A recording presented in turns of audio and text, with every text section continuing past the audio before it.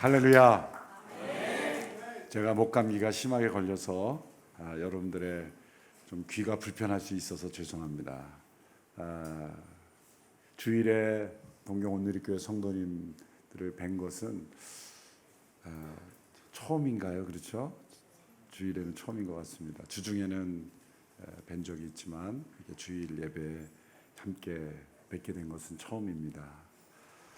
오늘 제가 주일에 여러분과 함께 만나게 된 것은 또 담당 목사의 사직으로 인해서 또 여러분들이 받으셨을 또 상처와 또 아픔을 위로하고 또 동경온누리교회가 새롭게 출발하는 그런 하나님 앞에 다시 한번 헌신하는 그런 예배로 드리기 위해서 여러분들과 함께 이 자리에 섰습니다.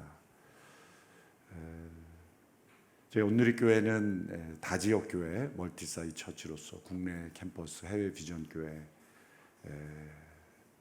하나님 나라의 확장을 위해서 여러 지역의 온누리교회로 함께 공동체를 이루어가고 있는데, 담당 목회자에 대한 인사는 임기에 따라 또 교체되기도 하고 또 개인적인 사정에 의해서 또 그만두게 되기도 하고 또 본부의 평가나 또 성도님들의 보시기에 부족하다는 평가를 내려질 때, 그리고 그것이 하나님의 뜻임을 우리가 확인할 때 종종 이 교체는 이루어져 왔습니다. 동경온누리교회 성도님들이 이제 세 번째 목회자 교체가 많이 되지 않는 그런 흐름으로 왔기 때문에 좀 충격일 수 있겠습니다만, 온누리교회의 모든 목회자들은 저를 포함해서 때로 우리 목회자의 영성과 또 리더십, 또 인격이 또 우리 성도들을 이끌고 가기에 합당하지 못하다고 여겨질 때는 교체되는 것이 맞는 일이라고 생각을 합니다. 하나님께서 우리 성도들을 통해서도 말씀하시기 때문이죠. 그래서 한 목사님의 목회 철학 중에 가장 중요한 것은 목회자를 위하여 성도들이 있는 것이 아니라 성도들을 위해서 목회자가 있는 것이다. 그렇기 때문에 성도들에게 또 은혜를 끼치지 못하고 또 은혜가 되지 못하고 또 그 성도들을 이끌고 가기에 합당하지 못한 부분들이 있다면 그것은 주저없이 목회자를 교체하고 또 새로운 목회자를 통해서 교회를 이끌어가는 것이 합당하다라는 것을 저는 배웠고 그것을 많이 보았습니다. 그래서 지금 동경온누리교회의 담당 목회자에 대한 목회 중지도 그런 차원에서 하나님 앞에서 저희가 공정하고 또 객관적으로 이루어졌다는 것을 여러분들께 말씀드리고요. 어떤 인간적인 감정이나 또 소수의 분들의 말만 듣고 저희가 결정한 것은 아니라는 것을 양해해 주시고, 또 우리 서 목사님 통해서 은혜 받고 또 그것을 통해서 믿음이 더 깊어진, 또 인간적으로도 좋은 마음을 가진, 또 지지해주고 보호해주고 싶은 그런 분들도 있을 겁니다. 그런 분들의 믿음 또한 귀한 것입니다. 때로 허물과 부족함이 발견될지라도 그것을 품고 뛰어넘는 그러한 모습도 하나님이 기뻐하시는 것입니다. 그러나 때에 따라서 그 경중을 살펴서 무엇이 더 전체의 성도들에게 더 합당하고 유익한 일일까라는 것을 우리는 결정해야 하는 것이죠. 때로 저에게 여러 교회 또 목회자들에 대한 많은 그런 소식들 또 건의들이 많이 들어옵니다. 모든 경우에 있어서 이런 것은 아니지만 그것이 합당하게 여겨지고 우리 성도님들의 그 신앙 양심에 따른 그런 호소 또 그런 의견들이 하나님의 뜻에 합당하다고 여길 때는 한 목사님 때부터 주저없이 목회자는 교체되어 왔습니다. 저 또한 그런 기준으로 하나님 앞에 서야 되겠고, 또 저 자신도 또 온누리교회 성도들에게 이끌기에 합당하지 못하다라는 것이 드러나고, 또 성도들에게 그렇게 평가된다면 언제든지 그 사역은 내려놔야 하는 것입니다. 그렇지만 서목사님을 온누리교회 밖으로 이제 떠나게 하는 것은 아니고 본부로 다시 들어오게 해서 다시 다른 영역에서 또 하나님께 쓰임 받을 수 있도록 저희가 잘 지도하고 또 목회의 동역자로 같이 가게 될 것이고, 또 그런 의미에서 또 언젠가 또 서목사님이 같이 와서 언젠든지 기쁘게 서로 만나고 또 아무런 상처 없이 주님 안에서 함께 교제할 수 있는 그런 관계가 되어야 되는 것이 마땅하다고 생각을 합니다. 그래서 모든 이 어려움의 과정에서 좀 하나님께서 기뻐하시는 공동체를 이루어가는 동경온누리교회가 되었으면 좋겠습니다. 제가 조금 더 편하게 설명하고 싶은데 이 목이 허락하지가 않아서 오늘 설교의 제목과 참 마찬가지인 것 같아요. 제가 늘 제 목을 과신했던 것 같아요. 저는 어지간히 많이 설교하고 해도 목이 잘 안 쉰다, 목감기에 안 걸린다 그렇게 과신했는데 이번에 좀 목감기가 심하게 와서 여러분들께 오래 또 풍성하게 말씀드리지 못해서 정말 죄송합니다. 온누리교회를 창립하시고 또 이끄셨던 그 하용조 목사님 이후에 제가 담임 목사가 됐을 때 한국의 한 언론사에서 신문사에서 인터뷰를 왔어요. 그분은 예수님 모르는 그냥 일반 종교부 기자입니다. 상투적인 질문이겠죠. 혹 마음에 떠오르는 성경 구절이 뭡니까?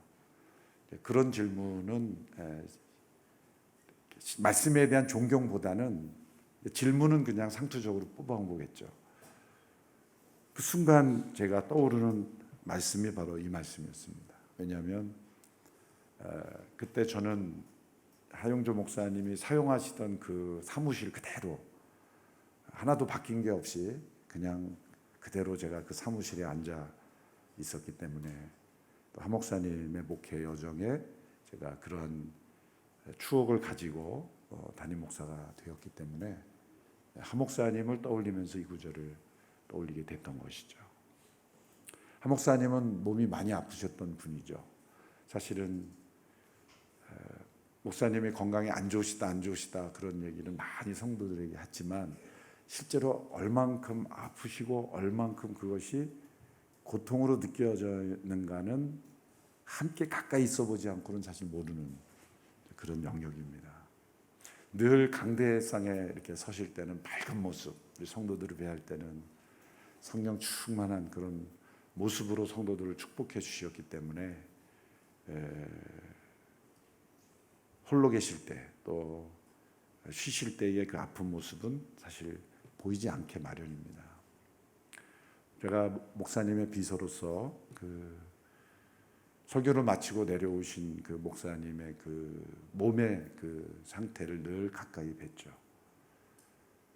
한번 회의를 하면 그냥 누워서 한두 시간을 주무셔야 하는, 또 설교 한 편 하고는 몸에 진액이 다 빠지는 것 같은, 한 번은 다리가 아프시다 그래서 제가 다리를 좀 주물러 드릴까요? 라면서 제가 이렇게 손으로 하는 것조차 아파서 견딜 수 없는 그런 몸으로 이제 목회를 쭉 해오신 겁니다. 놀랍게도 온누리교회의 그 성장과 성숙, 그것은 하 목사님의 약함과 비례했다는 것. 온누리교회 히스토리를 보면 성령의 충만한 역사하심, 또 선교의 비전, CGN TV, 많은 사역들이 확장돼 가면서 그 터닝 포인트에는 목사님이 많이 아프셨다는 거죠. 목사님의 건강이 예전보다 훨씬 더 좋아지신 것이 아니라 훨씬 아프실 때마다 하나님의 새로운 역사가 온누리교회에 부어졌다. 대표적으로 일본의 목사님이 신장 투석 때문에 계실 수밖에 없었고, 그래서 우리 동경 온누리교회 성도님들은 자주 뵈셨지만 한국에서 또 혹은 미국에서 그 신장 투석이 온전히 되지 않기 때문에 일본에 머무실 수밖에 없었던 거죠. 근데 그 기간 동안 하 목사님은 러브 소나타를 시작하시고 일본 CGN TV를 더 발전하도록 하시고, 하 목사님의 미스테리는 가장 쉬셔야 될 때 가장 어려운 일을 시작하신다는 거죠. 또 다른 사람도 상상하기 어려운 도전을 항상 하셨다는 것. 하 목사님의 인간적으로 이해하기 힘든 미스테리죠. 저는 이 말씀이 곧 하 목사님의 삶을 잘 해석해 준다고 생각합니다. 어느 날 병원에서 투석을 마치고 돌아오는 길에 목사님이 엘리베이터 앞에서 저에게 그런 질문을 문득 던지시는 거죠. 오늘 교회가 이렇게 많은 어려움이 있었지만 건강하게 이렇게 잘 성장하는 이유가 뭔지를 알아, 그러시는 거예요. 그래서 뭡니까? 그랬더니 내가 아파서 그래. 내가 아파서 그래. 두 가지 때문이야. 하나는 내가 아프기 때문에 꼭 해야 되는 거 외에는 쫓아다닐 수가 없어. 가장 중요한 것 우선순위 몇 가지 외에는 내가 할 수가 없어. 하루에도 회의 한두 번, 말씀 전하는 것, 그거 외에는 할 수가 없고, 또 내가 아프기 때문에 가장 본질적인 것만 했을 뿐만 아니라 내가 아프기 때문에 성도님들이 나를 많이 불쌍히 여겨주셨다.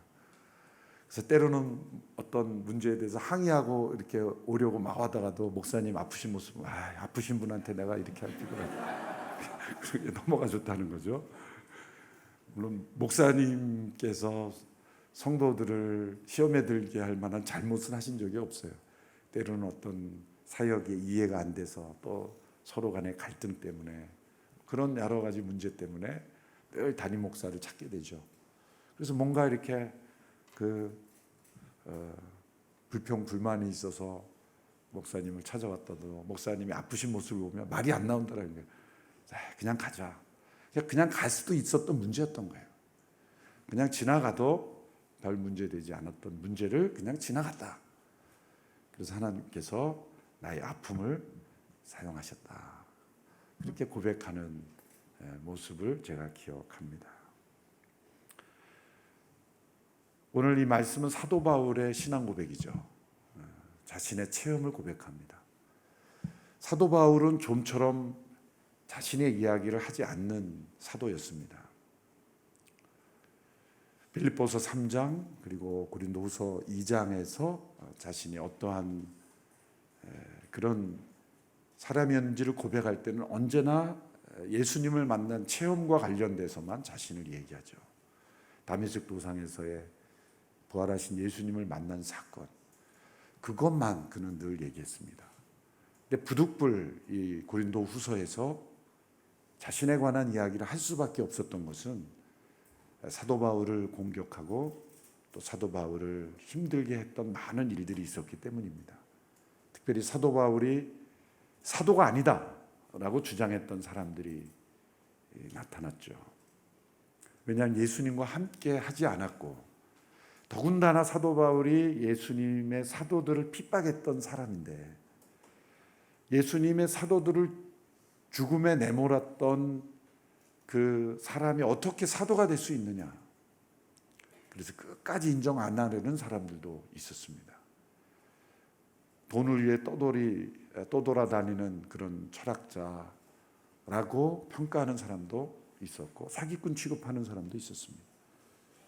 또 이방인들에게 할례 없이, 율법 없이 구원을 얻을 수 있다고 전하는 그 복음을 대적해서 율법을 지켜야 구원받을 수 있다고 하는 유대인들로 인해서도 핍박을 받았습니다. 온통 사도 바울을 둘러싼 어려움이 참 많았던 거죠. 그래서 저는 어렸을 때부터 교회에서 자랄 때 꼭 바울은 그냥 바울이라고 부르지 않고 사도 바울 그랬어요. 일본 교회 성도들도 좀 그렇게 배웁니까? 어떻습니까? 예. 어렸을 때 사도 바울 그랬어요. 베드로도 사도고 요한도 사도인데 항상 베드로는 그냥 베드로, 요한은 그냥 요한인데 바울은 항상 사도 바울, 사도 바울. 알고 보니까 바울의 전략에 성공한 거예요. 그래서 고린도서를 보면 그리스도 예수의 사도된 나 바울은 사도된 나 사도다 사도다 그렇게 바울이 끊임없이 자신을 사도로 주장하죠.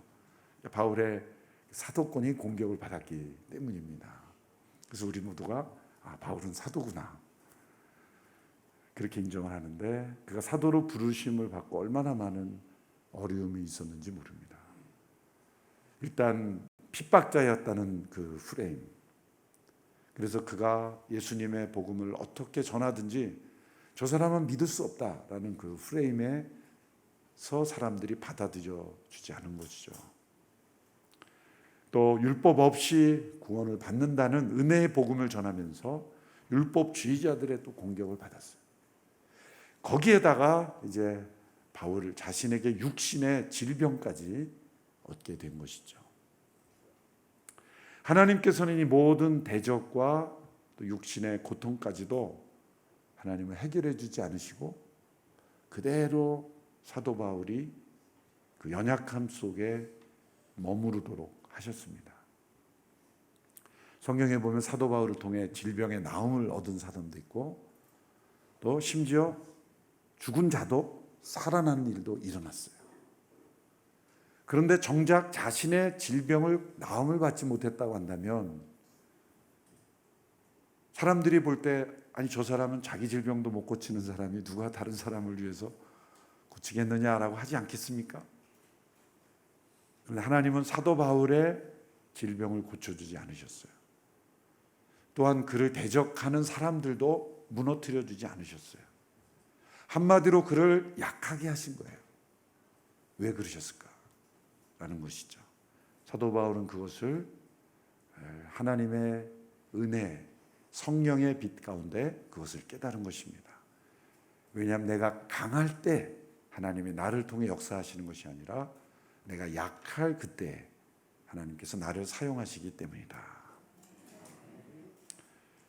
성경에 하나님의 쓰임을 받은 사람들을 보면 강함을 사용하시기보다 약함을 통해 사용하신 하나님이십니다. 모세는 그 애굽의 왕궁에서 왕자로 자랐죠. 40년 동안 그는 애굽의 최고의 학문, 최고의 언어, 최고의 기술을 배웠을 거예요. 그러나 하나님이 그것을 사용하지 않으셨어요. 40년 동안 그가 애굽의 왕궁에서 배웠던 것으로 한 일이 뭡니까? 살인이에요. 민족을 위해서 내가 구원해 보겠다라는 그 열정이 살인을 저지르게 했죠. 그로부터 40년 동안 그는 광야에서 양을 치는 목자로 살아야만 했습니다. 미디안 광야에서 아무도 만날 수 없고 찾아오지 않고 그저 양과만 대화를 하는 그 상황 속에서 80세에 하나님이 그를 부르셨죠. 왜 40년이 필요했습니까? 40년에 그가 의지할 수 있는 인간적인 강함, 그것을 제거하는 데 40년의 시간이 필요한 것입니다. 야곱이라는 사람을 보면 그는 꾀가 많은 사람이에요. 하여튼 야곱과 붙어서 이긴 사람이 없었어요. 형도 졌고 아버지도 졌고 삼촌도 졌고 심지어 아내도 졌어요. 야곱을 이긴 사람이 없어요. 얼만큼 잔꾀가 많은, 어떤 의미에서는 교활한 사람인지 몰라요. 세상적으로 보면 야곱은 틀림없이 많은 부와 어떤 자기가 가지고 싶은 걸 다 가졌을 거예요. 하나님께서 그를 야복강 나루터에서 그의 환도뼈를 위고시키죠. 그의 강함의 상징이 바로 환도뼈였던 거예요. 형을 만날 때 두려워서 형을 위해서 선물도 준비하고 어떻게 도망할 건가 그렇게 대비도 하고, 그런데 종들과 가족들을 다 건네고 혼자 야복 나루터에 남았죠. 우리는 어떻게 보면 신앙적으로 보면 그가 기도하기 위해서 홀로 남았다 이렇게 볼 수 있는데 저는 그렇게 보지 않습니다. 지금까지 야곱의 행실을 보면 그런 사람이 아니에요.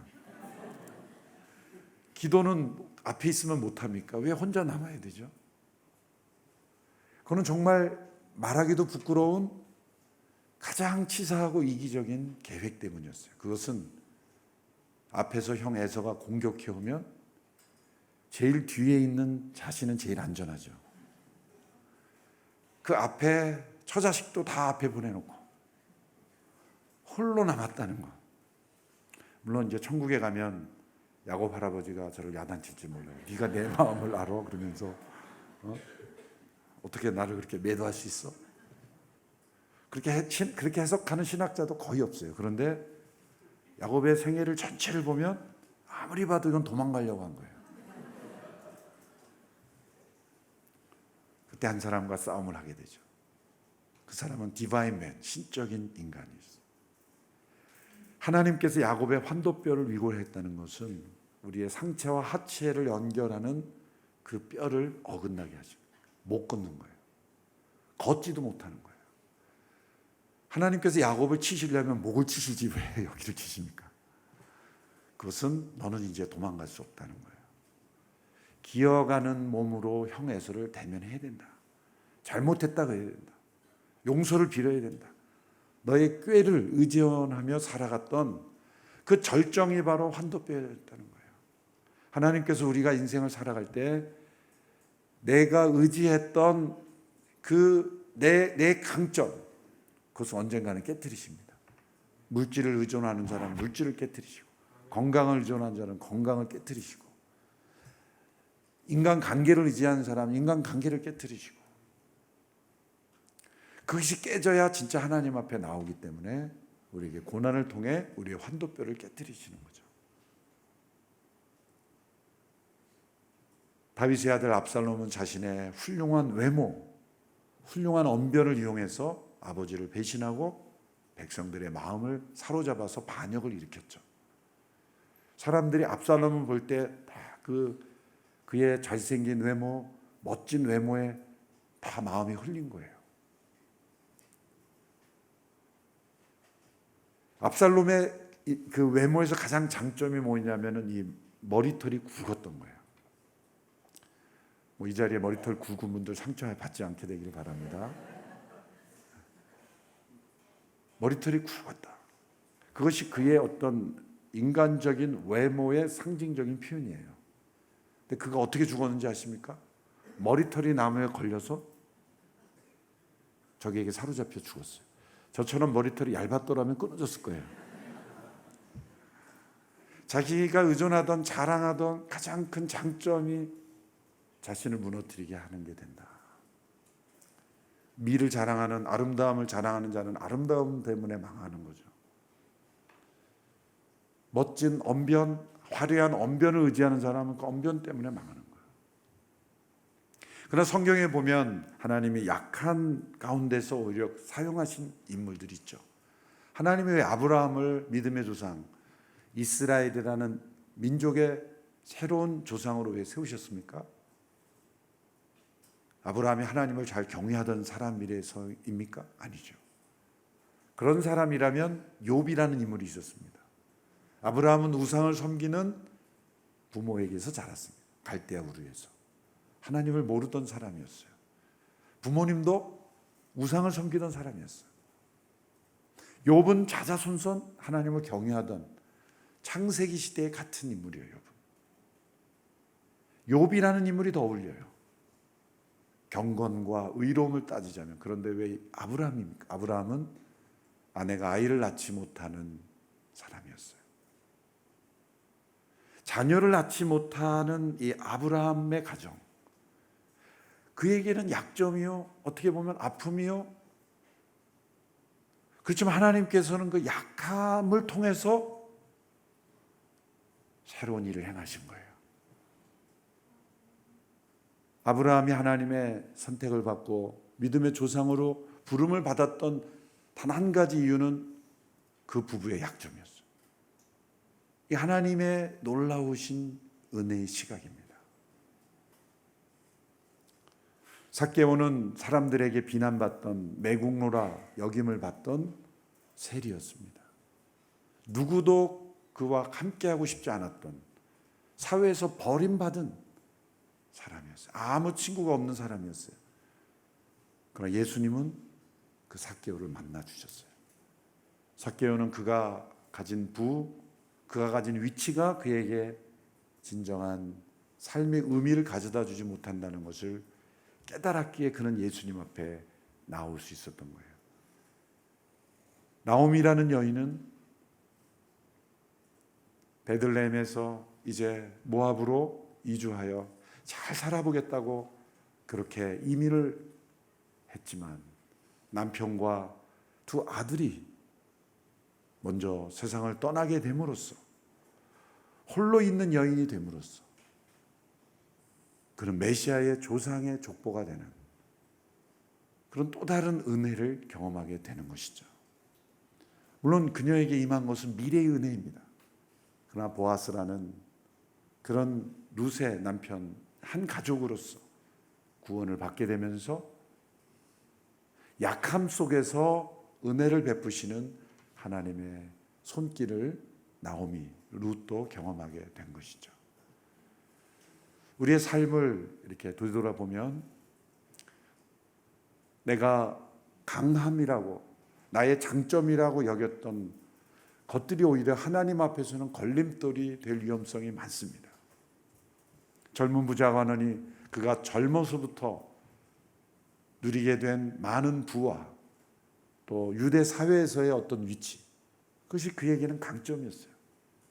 예수님께서 내가 모든 것을 버려두고 나를 따르라 했을 때 그는 따를 수 없었던 것이 그가 젊은 부자 관원으로서 가졌던 그의 강점, 자신의 능력이라고 여겼던 것 때문에 예수님을 따르지 못했습니다. 우리 모두는 약한 존재입니다. 우리가 약한 존재라는 것을 깨닫지 못하기에 고난이 필요한 거예요. 심한 고난이 있어도 우리는 내가 얼마나 약한 존재라는 것을 깨닫지 못해요. 고난 받을 때는 내가 약한 존재라는 걸 깨닫지만 고난이 지나가면 또 우리는 하나님 앞에 강한 자처럼 그렇게 자신을 내세우죠. 사도 바울은 강한 사람이었어요. 유대 사회에서 사도 바울의 이력만 내세우면 모두가 다 존경할 만한 사람이었어요. 그러나 하나님께서는 그 모든 그의 장점을 다 쓰레기처럼 여기도록 하셨어요. 그것 때문에 그를 부르신 게 아니라는 거죠.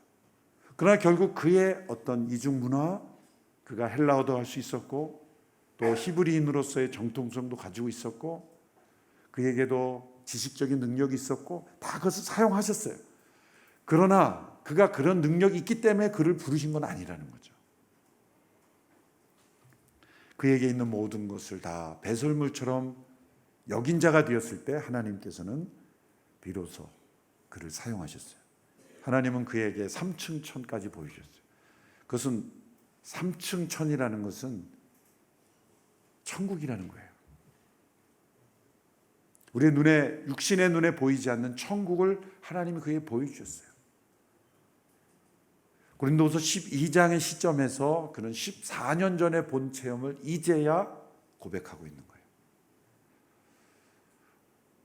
우리는 어쩌면 그런 천국을 진짜 본 체험을 했으면 그 다음부터 간증하고 다녔을 거예요. 책도 쓰고 전 세계를 다니며 내가 본 천국 집회도 하고 다녔을 거예요. 천국을 본 사람 누가 있습니까? 나는 천국을 봤습니다. 그래서 우리는 영적 체험조차도 자신의 자랑거리로 바꿔버리는 저희들이에요. 우리 인간이 얼마나 무서운 존재입니까? 그런데 하나님께서는 사도 바울에게 보여준 그 신비한 영적 체험조차도 자랑하지 못하게 하시고 도리어 그가 약함에 처하게 하심으로 하나님께서 그를 통해 복음의 능력이 나타나게 하셨습니다. 내가 약할 그때가 그리스도께서 내게 능력을 부어주시는 때입니다. 그러면 사도 바울은 내가 나의 약함을 자랑하리라. 약함을 인정하는 것에 그치는 게 아니라 자랑한다는 건 뭐예요? 약함을 자랑한다는 게 뭐예요? 공부 못하는 사람이 나 공부 못해요, 나 공부 못해요. 그건 사실이지 자랑이 아니에요.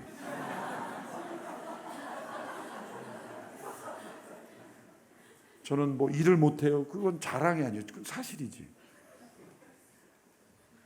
자랑한다는 건, 여기서 자랑한다는 건 뭐냐면 그 약함을 하나님 앞에 계속 가지고 나간다는 거예요. 하나님, 저는 하나님 도움 없이는 할 수 없는 자입니다. 끊임없이 다른 사람들 앞에 설 때 다른 사람이 칭찬해도 저를 잘 몰라서 그렇지 저는 참 약한 존재입니다. 사람들이 칭찬할 때도 저는 당신이 생각하는 것만큼 그렇게 좋은 사람이 아닙니다. 저는 여러분 앞에 정말 솔직하게 이렇게 말하고 싶어요. 여러분들이 생각하는 그렇게 좋은 사람이 아니에요. 제가 제 가족들에게 물어보시면 압니다. 그래서 제가 가족을 안 데리고 왔잖아요. 그 사람에 관한 진실은 아내와 자녀들에게 물어보면 알아요. 그게 진실이에요. 우리 모두는 다 약한 존재입니다. 약함을 기뻐하고 약함을 자랑하는, 그 뭡니까? 하나님 앞에 나에게 어떤 것이 주어져도 저는 연약한 자입니다. 하나님께서 붙잡아 주시지 않으면 우리는 아무것도 할 수 없습니다. 저는 우리 서울에 있는 온누리 성도들에게 또 설교할 때마다 종종 그런 말을 합니다. 온누리 교회라는 그 이름을 자랑하지 마십시오. 온누리 교회 많은 성도들이 함께 모였기 때문에 우리는 강하다? 그건 하나님 앞에 무서운 교만이 될 수 있습니다. 우리는 아무리 많은 성도가 함께 모이는 교회도 우리는 약한 공동체, 하나님의 능력이 없으면 우리는 한순간도 살 수 없는 연약한 자들임을 고백해야 되는 거죠.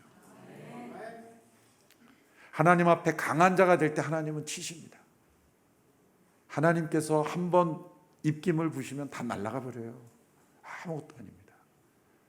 우리가 가진 건강, 우리가 가진 재물, 우리가 가진 쌓아온 모든 것, 심지어 교회라는 간판을 붙인 교회일지라도 하나님 앞에 강한 자가 될 때는 하나님은 다 치십니다. 하나님은 교만한 자를 물리치시고 겸손한 자를 축복하시기 때문입니다. 사도 바울은 이 한 가지를 깨닫기 위해서 많은 고생을 한 거예요. 한 목사님도 이것을 하나님께서 깨닫게 하시려고 많은 고통 속에 두신 거예요. 그리고 그 질병도 고쳐주지 않으신 거죠. 그러나 그 질병과 연약함을 통해서 하나님께서 더 큰 은혜를 부어주셨습니다. 우리 개개인에게 있는 약함이라고 생각하는 것이 무엇이든 다른 사람 앞에 때로는 내세우기 부끄러운 그런 어떤 모습, 연약함, 부족함 있을 거예요. 그러나 그 모든 것이 하나님의 능력이 부어지는 통로가 될 줄로 믿습니다. 저는 사실 온누리교회 담임 목사로서 지적인 수준이나 인격이나 여러 가지가 참 부족해요. 설교도 잘하지 못합니다, 솔직히. 그런데 왜 하나님께서 이렇게 담임 목사로 채워주실까 참 성도님들에게 죄송해요. 어떤 때는 더 능력 있고 더 충만한 목회자가 세워졌으면 어땠을까 그런 생각도 종종 합니다. 제가 하나님과 우리 교회 앞에 누가 되는 게 아닌가 그런 생각도 가끔 합니다.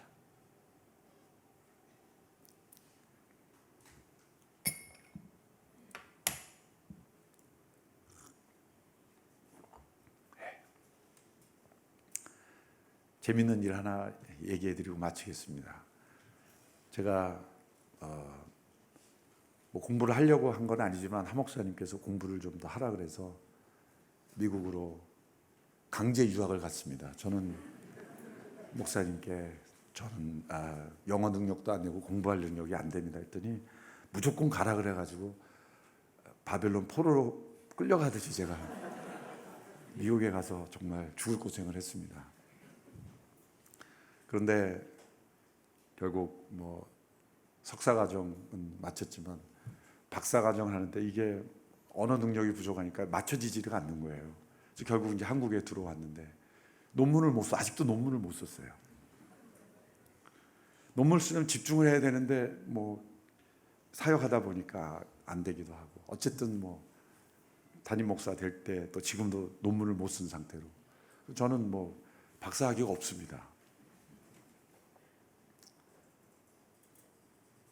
근데 뭐 서울 시내 뭐 중요한 뭐 중대형교회 담임 목사 그러면 다 박사님들이에요. 그러면 저는 뭐 그런 거에 대해서 조금 더 거리낌이 없어요. 그런데 제가 이렇게 부족한 사람이 죄송하다. 학위가 있어야 된다는 게 아니지만 어쨌든 한 목사님이 그렇게 할 수 있는 기회를 줬는데 능력이 안 돼서 못 끝낸 거예요, 제가. 죄송한 마음이죠. 장학금까지 주셨는데도 못 끝낸 거예요, 제가. 얼마나 제가 죄송해요. 근데 한국에서 수년 전에 어느 목사님의 이 논문이 문제가 돼가지고 막 표절이 돼서 난리가 났던 적이 있어요. 그때 제가 문자로 많은 문자를 받아 성도들에게 목사님 논문 괜찮으십니까? 안심할 수 있습니까? 아는 분들이 계속 문자를 보내죠. 담대하게 제가 대답했죠. 저는 논문을 못 썼습니다. 그랬더니 할렐루야, 하나님이 함께 하십니다. 안 쓰셔도 됩니다. 쓰지 마십시오. 공부 못해서 이렇게 칭찬받은 적이 없어요. 아마 제가 부족한 실력으로 어떻게든 쓰려고 좀 막 그랬으면 2탄 3탄의 주역이 되지 않았을까. 왜냐하면 제 논문을 찾아본 거예요, 사람들이. 왜냐하면 비슷한 규모, 비슷한 교회, 이 사람도 그랬을 것이다. 기자들은 막 파헤치잖아요. 고구마 줄거리 이렇게 판듯이. 그랬더니 당연히 있는 줄 알았는데 유학 갔다 왔다는데 뭐 논문인 줄 알았는데 논문이 없거든요. 하나님이 저의 약함도 이렇게 사용하시는 거예요. 그래서 제가 논문을 아직도 못 쓰는 게 썼다가는 기자들이 나갔다가 제대로 썼는지 보니까 이건 교수님 앞에 쓰는 게 아니라 기자들 앞에 쓰는 거예요. 그래서 장로님들이 안 써도 됩니다. 뭐 이거는 잠시 웃자고 하신 말씀이고, 우리 개개인에 있는 어떤 부족한 부분, 그것이 나의 인생의 과거를 되돌아보면서 지우고 싶은, 내 인생에 이 챕터들은 없었으면 좋았을 뻔했다. 내 인생에 이런 과거가 있었기 때문에 나는 지금 행복하지 못하다. 뭐 그런 부분이 있을 수 있어요. 그러나 이 말씀을 통해서 하나님께서 우리의 약함을 통해서 하나님은 우리가 하나님의 은혜를 깨닫게 하시고 또 하나님의 능력도 체험하게 하신다는 것. 그래서 우리를 약함에 두신 것을 감사하고 또 나의 연약함, 부족함, 또 그것이 나의 죄와 실수와 허물일지라도 그 모든 것을 통하여 하나님의 능력을 체험하게 하신다. 내가 약할 그때 곧 강함이라. 이 말씀을 우리의 평생에 체험하는 우리 모두가 되기를 축원합니다. 기도드리겠습니다. 살아계신 하나님 아버지, 우리 동경 온누리교회를 이곳에 세워주시고 신실한 종들을 이곳에 함께 공동체로 모아주시니 감사합니다. 하나님, 또 우리 담당 목회자의 또 사임으로 인하여 또 마음에 어려움이 있는 모든 것을 극복하고 또 승리하게 하여 주시고 또 이제는 또 새로운 목회자를 위하여 기도하며 또 성도들이 더욱더 열심으로 서로 사랑하며 격려하며 축복하는 믿음의 공동체 되게 하여 주시옵소서. 예수님의 이름으로 기도합니다.